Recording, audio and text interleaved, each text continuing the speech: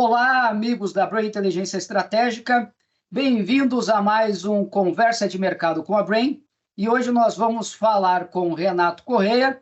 Ele é sócio-diretor da Vega Incorporações e também o novo presidente da CEBIC, a Câmara Brasileira da Indústria da Construção. Tudo bem, Renato? Como é que você está? Olá, Fábio. Olá, pessoal. Tá tudo ótimo, animado para trabalhar. À sua disposição, meu amigo. Muito bom. Pô, Renato, olha, fiquei muito feliz em saber quando você foi escolhido aí para chapa única, né, da nova diretoria da CEBIC. Mas antes da gente falar de CEBIC, eu gostaria que você conversasse e contasse um pouquinho quem é que é o Renato. Quem é que é o Renato Correia, né, para os nossos amigos aqui da Brain. Não, bacana. Eu sou Renato Correia, sou engenheiro civil, formado aqui pela Universidade Federal de Goiás e dono, um dos sócio-diretor da Vega Incorporações, que atua no segmento de incorporação imobiliária com tickets aí entre 200 e 500 mil reais, né? Eu fui presidente da ADM de 2014 a 2017, passei a frequentar a CEBIC, assumi a vice-presidência da região Centro-Oeste, né, por 2 mandatos, junto com o presidente José Carlos Martins, e, por fim, agora fui desafiado a assumir a presidência da CEBIC, que é um trabalho que a gente se orgulha muito de estar fazendo junto com uma equipe enorme da CEBIC, uma equipe fantástica, e, e agora sucedeu um ícone aí do nosso mercado, que é o Zé Carlos Martins. Estou muito animado e realmente temos que trabalhar muito. E não vai ser fácil, né? Porque a Vega não é uma empresa pequena. A Vega tem lançado bastante unidades, bastante VGV espalhado em algumas cidades, em especial do estado de Goiás, uma outra coisa também aí no estado de São Paulo. Mas qual que tem sido o porte comum, o porte anual aí da Vega nos últimos anos? Olha, nós estamos, até fazendo só uma pequena correção, nós estamos em Goiânia, né, região metropolitana, em Brasília, ali na Uhum. região de Samambaia, Taguatinga. São Paulo, a gente tem um projeto em parceria ainda sem lançamento, né? Na verdade, em Campinas, São Paulo. É só um projeto, né? Nós temos aí vendido em torno de 500 unidades por ano, é mais ou menos esse o porte da empresa, e devemos, nos próximos 3 anos, chegar aí a umas 1.000 unidades no plano de expansão da empresa, né? Mais ou menos isso que a gente espera fazer. E Aí, para dar conta aqui, eu tenho um sócio, que é o Zé Vieira, que você conhece, aumentou bem o trabalho dele. aumentou bem o trabalho dele, né? Renato, estamos aí com você falando, né, que faz a maior parte dos empreendimentos de 200 a 500 mil reais. E uma das primeiras surpresas que nós tivemos positivas no novo governo é o aumento no limite do Minha Casa Minha Vida, que passou para 350 mil reais, grosso modo, né? Como é que você vê isso? Em especial porque a renda ainda foi mantida em 8 mil reais. Dá para as famílias no Brasil com uma renda de 8 mil reais efetivamente acessarem os imóveis de 350 mil? Lá, 350 mil, 80% que é o que se financia, vai cair para 200 e, se eu não me engano, 280 mil reais. Posso estar com a conta aqui de cabeça, não precisa, mas aproximadamente Uhum, isso, e 8 mil bate no teto. uhum. Então, a conta foi muito bem ajustada para essa modelagem. Ainda é muito difícil para o nosso comprador hoje bancar os 20%, né, durante o período de obra. Você acaba estendendo para o absoluto. Agora, o que eu estou muito feliz com relação a tudo isso, eu acho que o programa veio, na medida do possível, acertado em os ajustes, inclusive no faixa 1, que é dinheiro do FAR, no Uhum. faixa 1, 2 e 3 financiado, que é dinheiro do FGTS. Está ocorrendo um alinhamento entre estados e municípios para que o estado ou o município, ou o estado e o município, complemente esse dinheiro da entrada. Então, eu Uhum. vejo nisso vamos falar, um amadurecimento muito grande de todo o processo. Porque nós sempre tivemos um programa robusto, que é o Minha Casa Minha Vida, depois virou Casa Verde e Amarelo, hoje volta Minha Casa Minha Vida, mas é um programa no FGTS muito robusto, mas faltava a condição do cliente pagar a, a parte não financiada. E quando você entra com subsídio complementar, seja pelo Estado, pelo município, você alavanca muito a capacidade da gente combater o déficit habitacional no país nessas faixas. Então, assim, eu acho que foi um amadurecimento importante, eu acredito que vai dar muito resultado para a gente produzir habitação de qualidade aí para os brasileiros.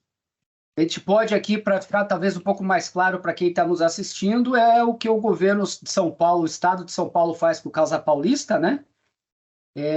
Casa Paulista, Paraná, Paraná. Goiás, e a gente tem visto outros estados também. E em Goiás, qual que é o valor já, Renato? O Goiás aqui tem um case muito interessante, que a prefeitura entrou com 30 mil e o estado com 42. Nossa Senhora! Entendeu? Foi um piloto aqui, foi fantástico. Tá terminando a obra agora já.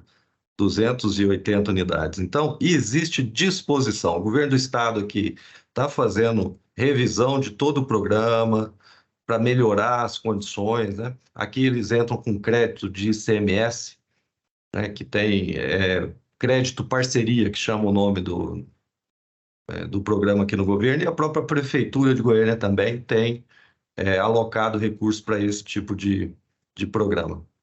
É uma forma, na prática, de se eliminando a entrada, ou praticamente se eliminando a entrada, você tem quase como universalizar para quem efetivamente quer o imóvel naquele período, o 80% de verdade de financiamento que vai bater no limite da renda, que Exatamente. onde a gente tinha a dificuldade de ter que ficar financiando com o pró-soluto em 60 meses, 72 meses e por aí vai. Né? Perfeito. Então, eu acho que esse amadurecimento do sistema como um todo vai gerar muito fruto aí para frente, entendeu? Muito bom. E como é que está ouvindo a ideia de ampliar ou criar-se um Minha Casa Minha Vida de classe média, né? Eu até acho que o 350 mil já é um classe média, né? Já não é um imóvel, né? Já é um senhor imóvel, um imóvel de 350 mil. Né? Talvez não para São Paulo capital, mas para praticamente o Brasil inteiro. Mas essa possibilidade de chegar a 500 mil reais e a 12 mil reais de renda familiar, Renato, como é que você está vendo? Então, Fábio, assim, nós temos que entender o momento que a poupança está passando, né? O sistema de poupança no Brasil. Por conta dos juros altos, a Selic 13,75, você vê a drenagem, retirada de muitos recursos da poupança e a incapacidade de financiar. Tanto financiar a obra quanto os clientes. Então, o 350 mil já foi, vamos falar assim, conseguido por sensibilização desse quadro. Então, ele já vem cobrir uma faixa, que a gente está falando de uma faixa 3 estendida, né?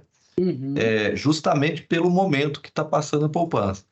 Mas sempre vai ter uma camada superior ao limite que você definir, qualquer que seja ele, que também está carente de dinheiro de poupança, porque o quadro não é simples para se resolver, né? A gente tem sugerido outras modalidades. Importante que se dê solução a esses empreendimentos, né, dessa faixa da poupança. E o que a gente acha, assim, precisa muito zelo, muito cuidado com o FGTS, né? A gente tem um conselho curador muito qualificado, tem conduzido de forma eficiente, competente, séria, todas as decisões, tanto é que o fundo é um fundo saudável. O que a gente diz é o seguinte, olha, primeiro passo, a gente pode até usar o FGTS para isso, mas não pode mexer nos 70 bilhões, tem que ser dinheiro adicional. Para ser dinheiro adicional, precisa ver os mecanismos possíveis de fazer isso. É lógico que a gente aqui defende as empresas, né? Que as empresas tenham ambiente de negócio, que tenham segurança jurídica, econômica, financeira. Nós não podemos ser contra o estudo de uma solução. Mas não somos a favor de vestir um santo e desvestir o outro. Vestir o outro. Porque na medida em que você usa o dinheiro do FGTS, mas debilita ou possa debilitar o fundo, por isso que as contas têm que ser isentas e com um sentimento muito técnico, né? Aliás, com análise muito técnica pelo Conselho Curador, para a gente não colocar o fundo em risco, né? É só isso que a gente defende. Se houver tecnicamente possibilidade, nós vamos defender. Se não, temos que procurar outras soluções. Diminuir compulsório, pedir o Banco Central aí para flexibilizar as regras de devolução, de colocação desse dinheiro específico por um tempo, né? Então é isso que a gente defende. Defende que seja feito com responsabilidade, por tempo determinado, mas somente se estiverem dentro das técnicas de saúde do fundo. Você comentou da questão do SBPE e poupança, taxas de juros, taxa Selic, né? E o Minha Casa Minha Vida vai conseguir caminhar bem aí. E como é que você está vendo o segundo semestre de 2024 para o mercado de poupança, né? Os imóveis que dependem justamente do SBPE e não são aqueles imóveis de milhões em que o comprador, na prática, não precisa de financiamento. Não tanto porque é o tomador final lá na frente, mas porque é quem está no meio do caminho, né? Como é que você está vendo esse segmento? Vamos lá, Fábio. Eu gosto de fazer análise daquilo que a gente entende o mecanismo e as soluções, né? Então, eu queria fazer o seguinte, eu já vou fazer uma avaliação mais ampla de todos os segmentos. Eu vou começar falando do faixa 1 e do que a gente tem defendido na CBIC.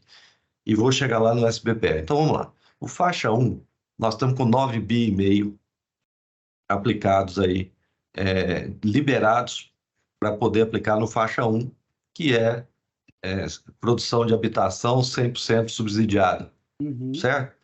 Essa indústria, lá atrás, ela chegou a 30 bilhões de aporte do governo em algum momento, né? Depois veio o governo Bolsonaro e não aplicou dinheiro praticamente nenhum nesse segmento. E agora vem o governo Lula e coloca 9,5 bi. O que acontece com a nossa indústria? Muita gente investiu no início, se qualificou, capacitou gente, formou tecnologia, a produção estava em alta, faltou o dinheiro. Muita gente ficou pelo caminho, não só do Bolsonaro, lá com a própria Dilma, faltou dinheiro. Depois, com o Temer, teve dificuldade. Então, não estou fazendo aqui juízo de valor de governo nenhum. Estou analisando a disponibilidade de recursos, a previsibilidade de recursos para a habitação de interesse social de gente que não consegue comprar. E agora nós voltamos com 9,5 bi e precisa, aproximadamente, para você continuar as obras que você está começando e lançar outras, né, de pelo menos uns 18 bi para o ano que vem. Então, nós temos que defender muito para o setor ser um setor competitivo e conseguir abastecer essa classe de previsibilidade de recursos. Não pode, começa, não tem. Isso é muito danoso para o país, é danoso para as pessoas que recebem as casas. As empresas quebram, é horrível. Gente perde emprego. E a gente poderia ter, vamos nos 20 bi por ano, todo mundo sabe que é isso, né? Por muitos anos, aí a gente vai conseguir transformar a nossa indústria cada vez mais numa indústria que faz mais com menos dinheiro, porque ela está mais competitiva, né? Ok? Esse é o primeiro ponto. Quando eu olho o FGTS, FGTS é a nossa jabuticaba que mais funciona, né? Jabuticaba brasileira. Muita gente critica, só o FGTS é só no Brasil. Não, tudo bem, mas são 70 bi todo ano, produzindo 350, 400 mil, melhorando de produtividade, as empresas melhorando a qualidade das obras, agora com sacada, com isso, com aquilo, né? Muito legal isso. Isso é que a gente tem que conseguir, tanto para o faixa 1, quanto para o SBPE, e aí já entrando, nós realmente não temos um cenário positivo para o SBPE. Nós vamos estar falando de juros abaixo de um dígito só em 2024, final de 2024. Uhum. né? Então, eu vejo com muita preocupação se nós não tivermos é, um estoque regulador de dinheiro para a poupança em momentos que o juro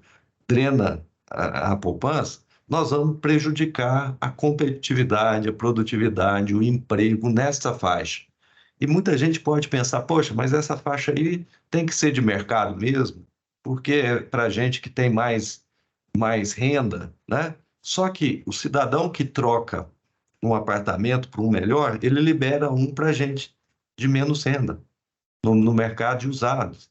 Uhum. Então, nós temos que combater o déficit habitacional com todas as ferramentas, né? Então, eu vejo com muita preocupação e a gente tem trabalhado junto com o governo, sugerindo alguns mecanismos, mas ainda não conseguimos êxito nisso. Mas é uma preocupação e é um dos grandes desafios da nossa gestão aí, se a gente consegue uma equação para momentos de dificuldade da poupança.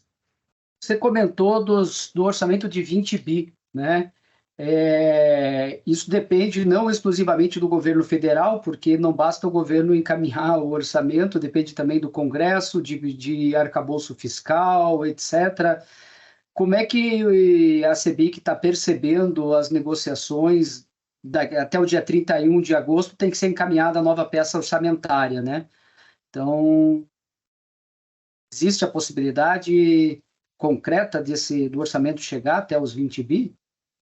A gente não tem essa informação ainda, sabe, Fábio? Assim, a gente percebe um esforço muito grande de se fazer a aprovação do arcabouço, né?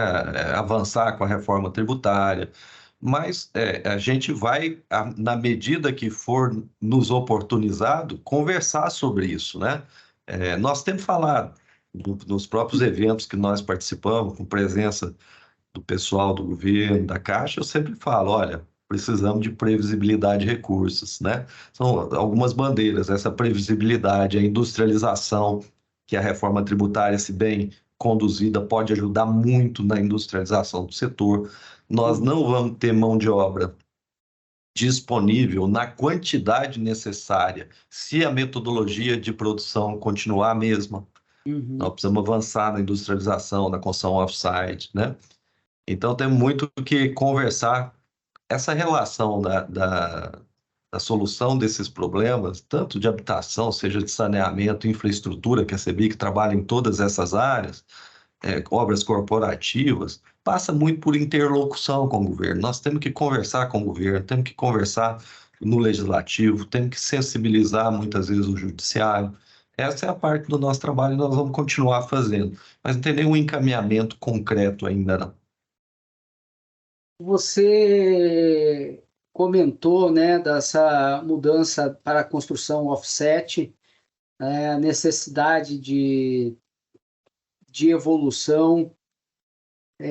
A CEBIC, ainda no final da gestão do presidente Zé Carlos, da qual você participava como representante do Centro-Oeste,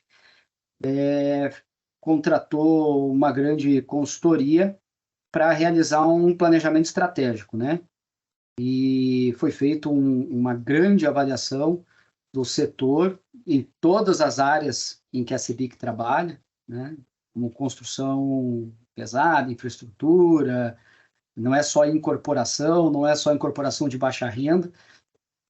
E você pode comentar um pouco sobre quais são as principais diretrizes em que a sua diretoria, né, a sua presidência, vai estar direcionando e caminhando a CEBIC nos próximos 3 anos? Vamos lá. O que que nós queremos com esse planejamento? Dobrar a nossa participação no PIB. Nosso PIB da construção, ano passado, acho que foi 2,6%, e já fomos 7%. Aí Uhum. só o setor, né, setor da indústria da construção. Então, nós estamos muito aquém daquilo que nós já fomos. Então, esse planejamento estratégico visa exatamente olhar o futuro numa condição muito volátil, né, de tudo. Hoje as coisas mudam muito rápido. Você tem guerra da Ucrânia, acabou de sair de uma pandemia, a alta de material que aconteceu. Qual é o cenário futuro, né? Então, a gente aprendeu nesse planejamento estratégico, que é brilhantemente conduzido pela Fundação Dom Cabral, Uhum. Que muito do planejamento estratégico é escolher o que não fazer, né? Então, você não determinar uma linha reta, eu vou fazer isso, né? Nós sabemos onde nós queremos chegar. Queremos dobrar a nossa participação, queremos ampliar o mercado e melhorar o ambiente de negócio. Vamos falar uma síntese do que a gente tem discutido internamente, quais são as ações que nós precisamos fazer para ampliar o mercado. E quando a gente fala ampliar o mercado, é entregar mais habitação, entregar mais saneamento, entregar mais rodovias, mais aeroportos, mais escolas, né? Que o beneficiado final é o cidadão brasileiro. A gente tem um papel de transformação do meio ambiente com muita responsabilidade para atender as pessoas que moram nesse país. Nós não vendemos imóvel para quem está lá na Europa, para quem está nos Estados Unidos, nós só construímos para brasileiro. Então, nós somos uma indústria que trabalha para o bem-estar dos brasileiros, né? E é nisso que a gente tem olhado. Poxa, mas quem é que faz? Quem é que tem capacidade para fazer isso? São as empresas do setor da indústria da construção. Elas é que nós temos que cuidar muito das empresas, para que as empresas sejam competitivas e que entreguem para o cidadão com qualidade todas essas obras, né? Com custo justo. E para isso nós temos que cuidar do ambiente de negócio das empresas, para ampliar, quando a gente fala ampliar mercado, parece que a gente está falando que é ampliar mercado para as empresas somente. Não, sim, é através de ampliação do mercado das empresas que eu consigo resolver problemas estruturais do Brasil, né? E é nisso que a gente está focando, é nisso, é como fazer a ampliação desse mercado, igual eu estou colocando aqui, poxa, faixa um, será que é 20 bi todo ano, 30 bi todo ano? Quanto que a gente precisa para zerar ou para aproximar dos melhores indicadores de não déficit habitacional, né? De não déficit, né? Quanto que a gente precisa para investir em saneamento nas parcerias público-privadas, da condição do capital para a gente sair dos 50% de coleta de esgoto? É um absurdo, nós temos que nos indignar. E é para isso que a gente existe, né? Então, organizando internamente a CEBIC com processos e com essas leituras mais conceituais, visto que nós somos uma entidade com 98 entidades, sindicatos e associações no Brasil inteiro, o processo de comunicação e de ação para fortalecer as empresas, para ela dar conta da missão, é isso que o nosso planejamento estratégico está desenvolvendo. Dentro, você comentou na área também pública, né? O governo falou algumas vezes sobre a retomada de obras. A CEBIC, durante muito tempo, desde o governo Temer, tem defendido uma política de retomada de obras, né?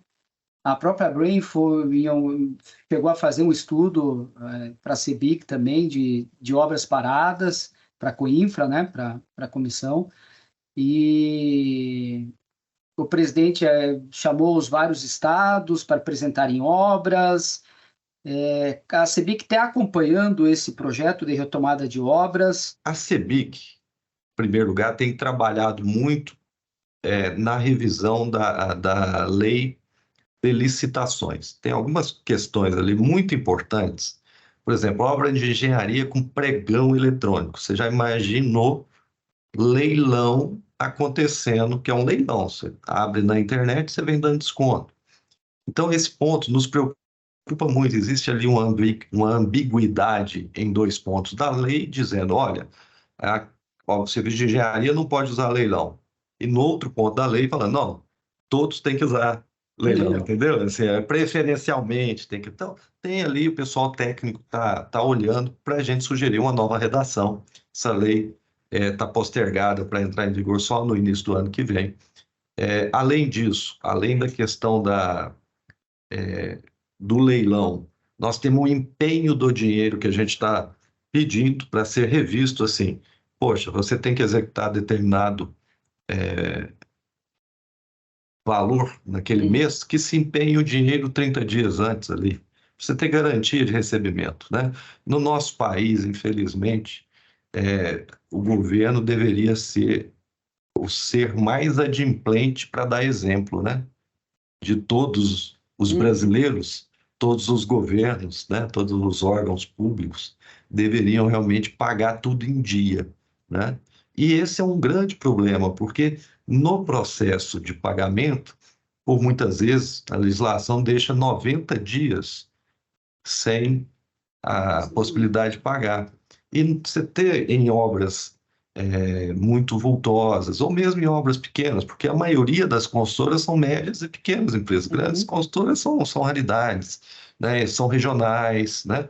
Então você tem ali uma dificuldade de fluxo de caixa muito grande, né? E se você juntar as duas coisas, ou seja, estimular os descontos ao limite do razoável e põe um fluxo de caixa alongado, é, pedir para fracassar, né?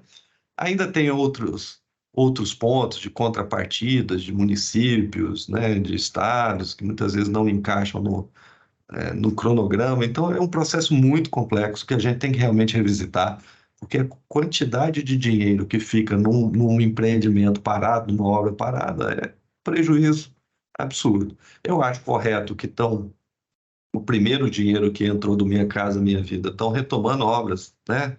Aham. De 2018, 17, lá, que estavam paralisadas, é óbvio, tem que correr com isso mesmo, né?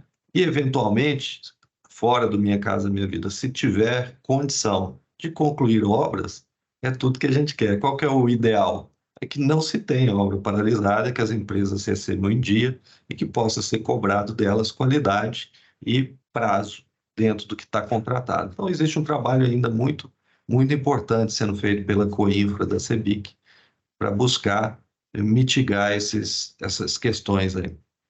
Queria perguntar duas últimas coisas para você, né? Antes daí das nossas despedidas.